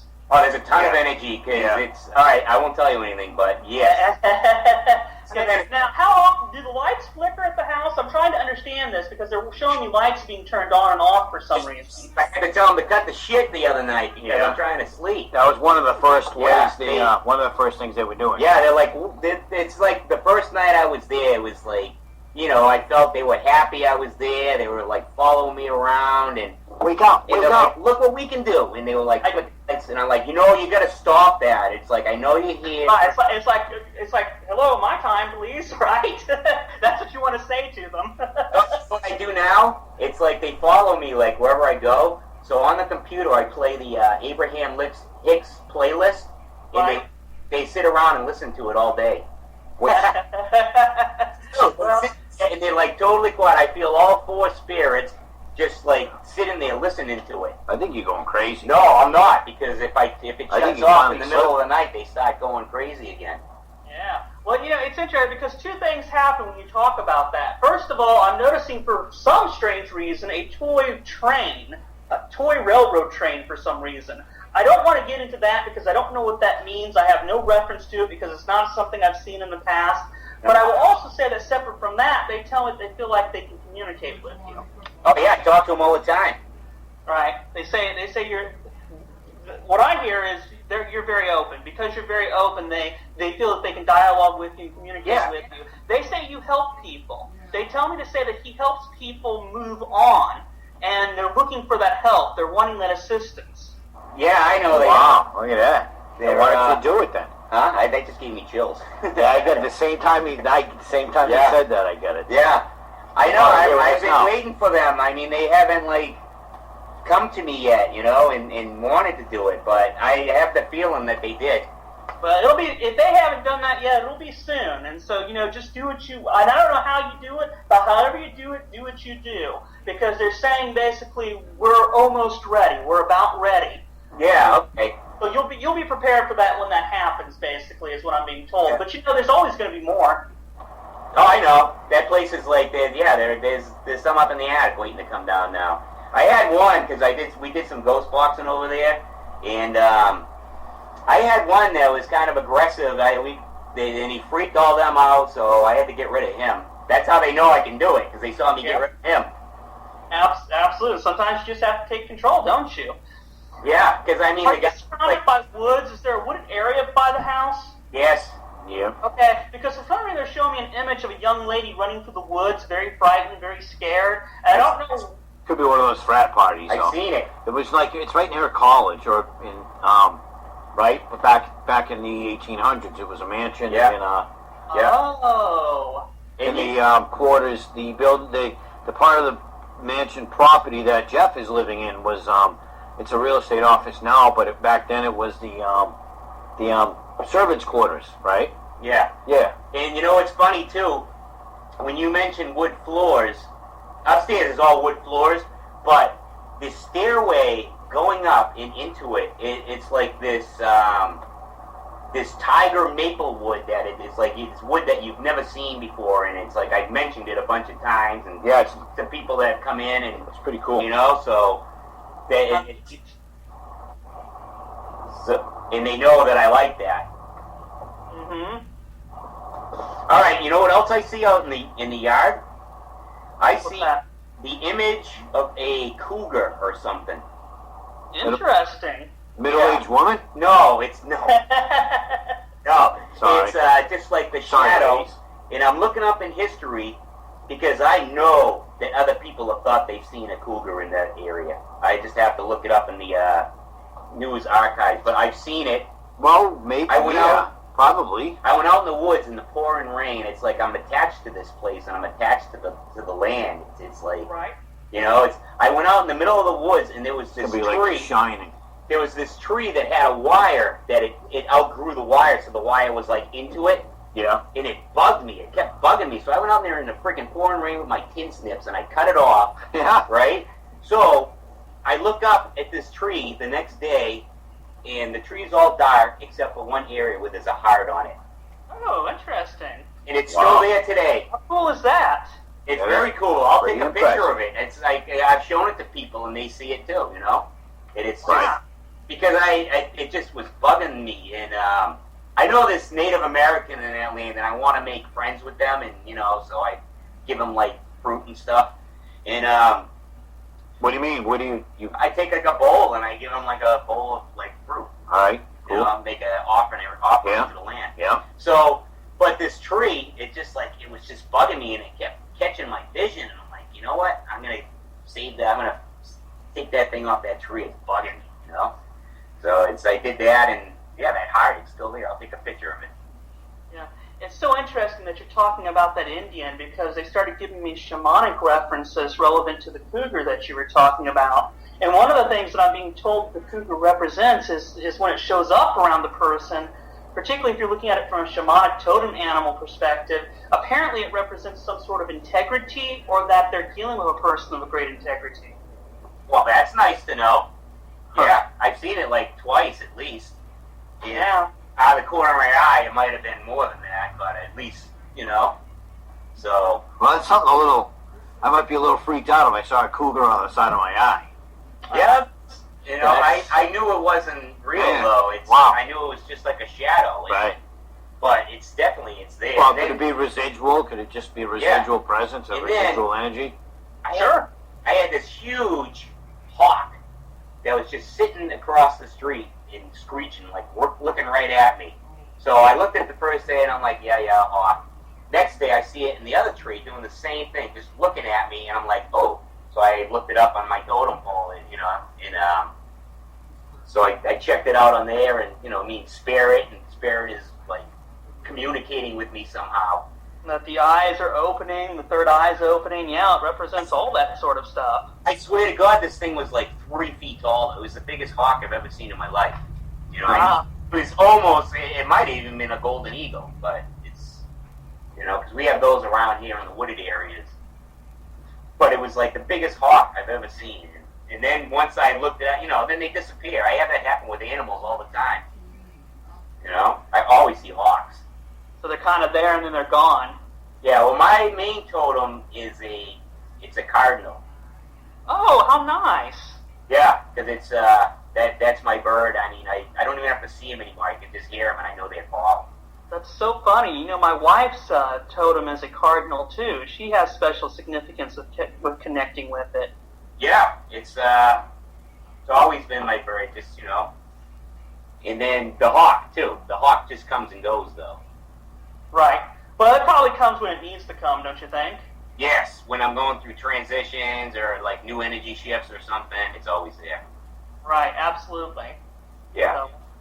So it's so great, because you can just tell how open the energy is, relevant to you, relevant to both of you actually. And so I have no doubt that the investigations that you guys end up doing, you must have a lot of interesting stuff that takes place on those investigations. Yeah, one of my favorite ones is Peabody, where we went to these people's house that they had this really dark energy in the background. It wasn't a demon or anything, but it was just a really nasty old type of guy. Negative. Well, probably wasn't very happy still being there. So he was a real dick. He was. He was just like, just not nice. In his face, he did whatever he could do to harass them. Scare the family. But he's also getting energy whenever they're scared and thinking about it. So they were fighting more things like that. Yeah. To make a long story short, in the attic we found in a box.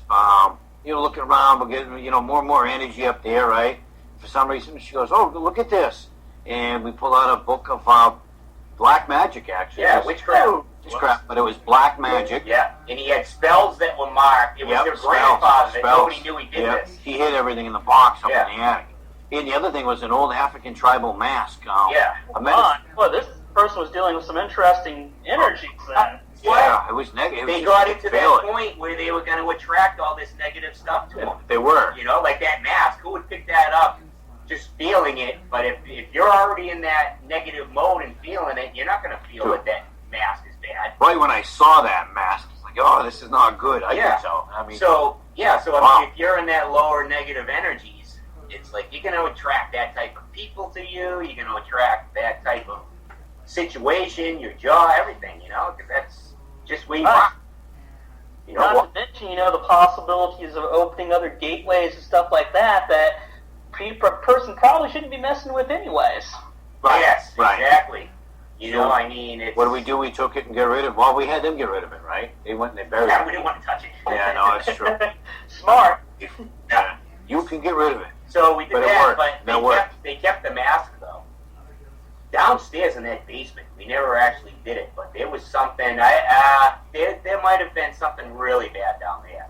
Really? I had visions of like a small, like a cat with no hair. Jeff, that's what we found.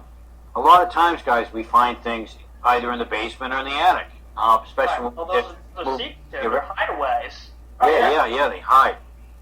So, John, we have a few questions for you coming in through Twitter right now. Sure.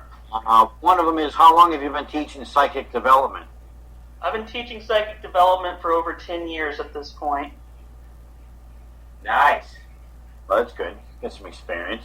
You love your job? You know what? I love my job. I get frustrated with my job sometimes. But we all get frustrated with our jobs. It doesn't matter what you do for a living. There are going to be points and times when you're frustrated with it. Yep. Yeah. It's true. It's absolutely What frustrates you? I think what frustrates me most with what I do is the fact that certain individuals that you connect with, you get a sense of what is good for them, what's important for them, and you want to make them see it, but you realize that it's their path and that they have to follow it. They have to find the solution for themselves. Oh, yeah. And so just because someone's not seeing it right in that moment, and you really just want to take them and shake them and say it's right in front of you, but you understand that you can't do that. That's what frustrates me, is the fact that I truly want to help people open up and see things from a better perspective, and there are just some individuals that for whatever reason, it's not time for that to happen yet for them. And so I have to patiently step back and say, in my own mind, inside of myself, I have to step back and I have to tell myself, it's okay. This is their journey. And you cannot be responsible for their journey. Only they can be responsible for the journey. And furthermore, according to my life guide over here, it's important to also understand that their journey they have to take for themselves, and it will never be the same as your journey. No. So that's why you can't really judge other people. Right. I mean, it's some people, it's their choice to be miserable, and if they're not miserable, then they're out of their element. I mean, it's sad, but it's not my choice in life, but maybe they're experiencing some negative influence and without, or subconsciously, not even knowing about it. And that's big, because that happens a lot more than what people realize. Yeah, I mean, so I can see basically, what you got to do, which I'm doing, is I give my advice. I'm like, this is what might happen. You know, this is easily could be your path, and you got to let it go. You know, because if they're not going to follow it, you can't make them. Right, and that's always important to realize and to understand. Yeah. So, a psychic can see the path, like that I should be on. You can see. You guys Give you suggestions of things that you should be aware of. Let me explain how it works for you, just to really kind of complicate things for you. Imagine, if you will, that you're walking down a road. Yeah. And I can see that road that you're walking down. And then you come to a fork in the road. And each of those forks has 2 or 3 other forks to them. Yeah. Well, I can't possibly analyze every single fork that you're going to be taking in your lifetime. I got you. Yeah. Okay? But I can look at some of them, and I can say this is the strongest probability of what will happen if you go this way. Yeah. And Okay. you have a choice on if you want to deal with that, see if that's going to happen, or if you don't want to deal with that, and take one of those other multiple paths. That's the way I look at it. And so there's always, and then you have to understand too, every person you come into contact with is going to affect or influence the future in some way too. I mean, we could really get into like quantum physics and all sorts of things here, but now it's not really the time for that.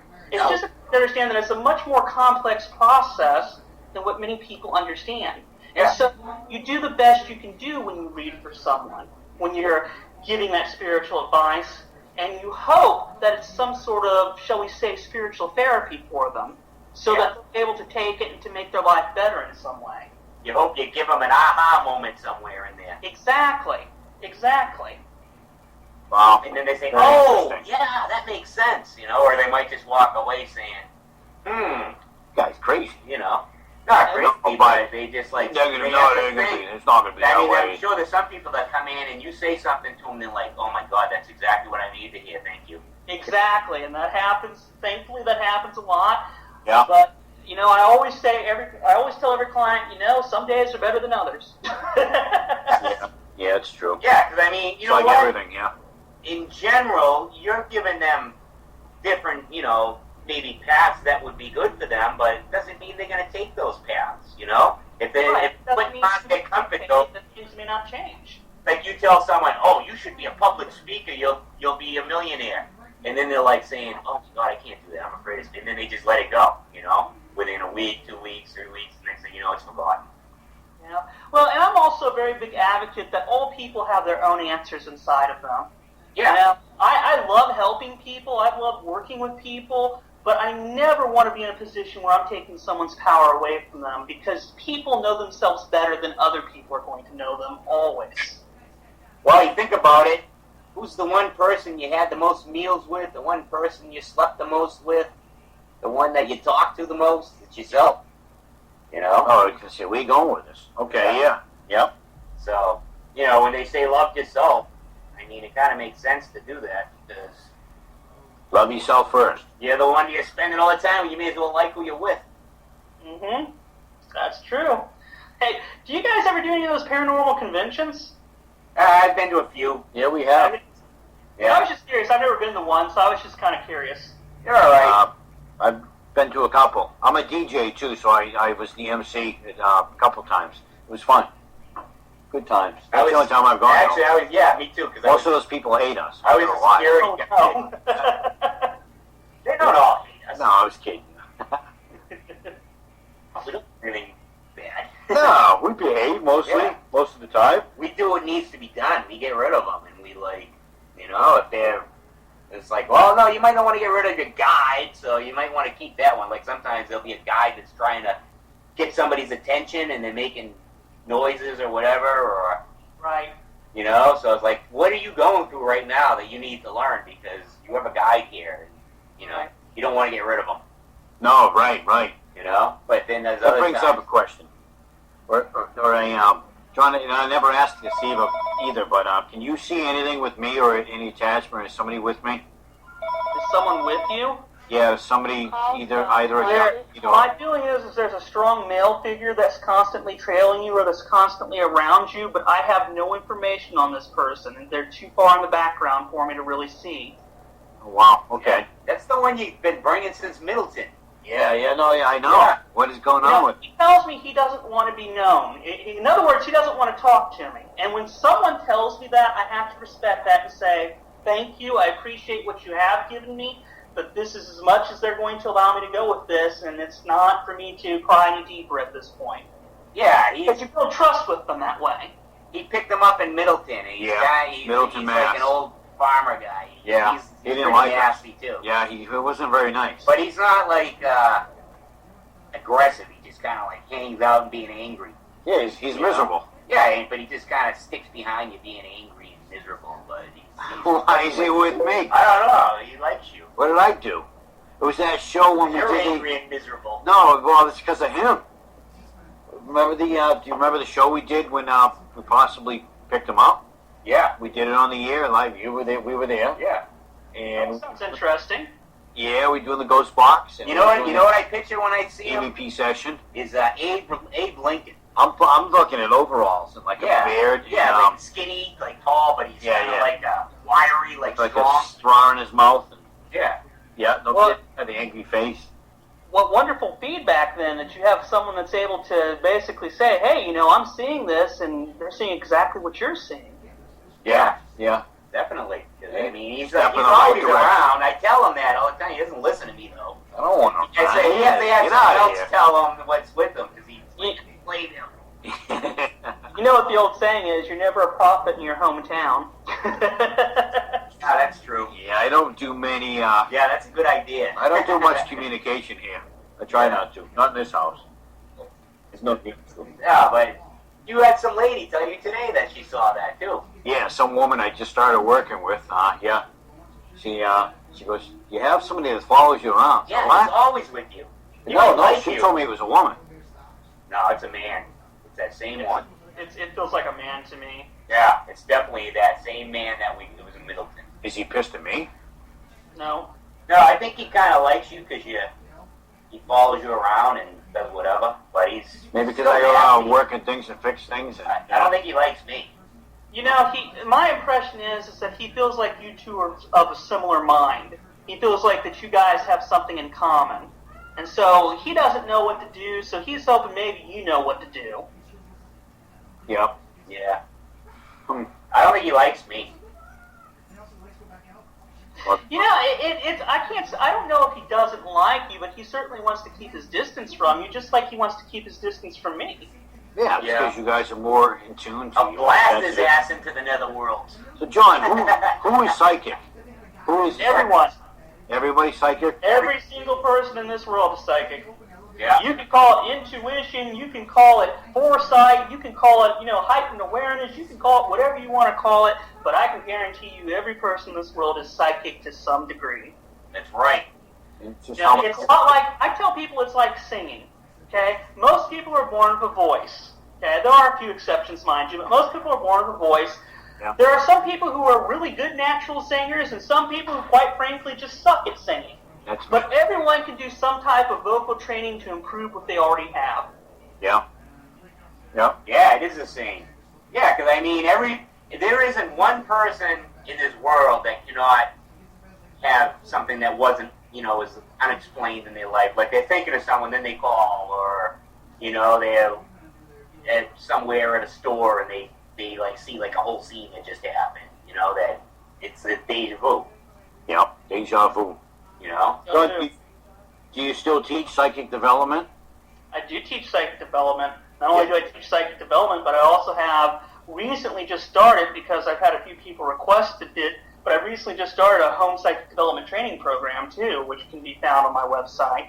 So there's 40 lessons involved with that takes approximately, it should take a person about a year to complete, maybe about 10 months to a year, but it's a pretty in-depth kind of course, and I encourage people that if it's something you're interested in, by all means, it's fill out an application, send it in. If I feel like we'll merge together, if I feel like I'll make a good mentor for you, well, then we'll get busy and get going with it. Get busy. What's What is your your website? See, that was synchronicity. There, that's wonderful. That's a wonderful example of telepathy. You guys are on the same telepathic brainwave, and you both just spoke at the same time. It's a beautiful example of telepathy that we had happen right in front of us. That's scary. Yeah, we wrote it. That was good. Yeah. Nice job. Yeah, and that also means that you guys probably communicate with each other telepathically a lot. So I'm guessing you know what each other's going to do half the time before you even speak about what you're going to do with each other. Pretty much. We just did that a couple of times tonight. Yeah. Actually, yeah. I never know what he's going to do. No, yeah. I don't know what I'm going to do. He's going to watch apps. That's the group behind me. The website, though, is located at mysticjohnculbertson.com. Okay. And we have a couple of minutes, Jeff. What else you got? Oh, Hey, you on Facebook? Am I on Facebook? Yeah. I am on Facebook, although the best way to get me is to go to my website and find the Facebook link there. Okay. yeah. Yeah, I'll friend you when I go home tonight. Yeah, Jeff. Absolutely, I'll look forward to it. Yeah. All right, that is cool. Hey, we have just a couple of minutes, so we have enough time to ask them the question. Yeah, the question. The question. I think we know what our answer is going to be with John. Yeah. John, what do you think about the Ouija board? I think the Ouija board is... Okay, here it is. My problem with the Ouija board is that the Ouija board is sold in every single Walmart, KB toy store, anywhere where a person can get a hold of it. And that is not good, because it does have the ability to open doorways that should not be opened by people who are not trained to be able to use it in the way that it can be used. It's a very valid method of spirit communication, but a person has to know what they're doing, otherwise they open doors that shouldn't be opened. Yeah. Well said. We totally agree. Well, it's the same thing with our equipment. You know, we're opening doors to talk to Will you spirit. speak to us? Yeah, right. Yeah, It's you true. know, like we got the It's ghost true. box, we got recorders, we got cameras. It's the same thing. But a Ouija board, they're giving it to people. That was my first experience of seeing a spirit, was with the Ouija board when I was 9. Briefly, let me ask John, how would I close the doors after I communicate with the spirit? Talking about on a Ouija board? No, in general. No, I'm saying in general. In general. In general, how do you close the doors after you're communicating? Put on a hat. Put on a hat? Really? Put on a hat. It closes down the crown center. Once the crown center is closed, there's no energy for the spirit to feed off of. That's awesome. That's like a good one. that. I've never heard of that. Yeah, So- that'll save us a lot of, like, clothes and stuff. So the same as a Ouija board then? If somebody's messing with a Ouija board? And That's a whole different animal. You have to know what kind of spirit they've attracted. You have to know what kind of door's been open. It's something that I could never possibly go over in a minute or so. It's just a whole different animal altogether. Well, you're on again, so you can tell us. yeah, we'd love to I have would you. love to be on the show again. Yeah, it's great. Good show. All right, folks, let's hear it for John Culbertson. Thank you very much, John. You have a great night, John, and we'll talk to you soon. Good job. You guys take care. Thank you again for having me. I really appreciate it. No problem. Thank you. It's Everything Paranormal with Mark and Jeff. We'll see you next Friday night. Be good. Stay happy.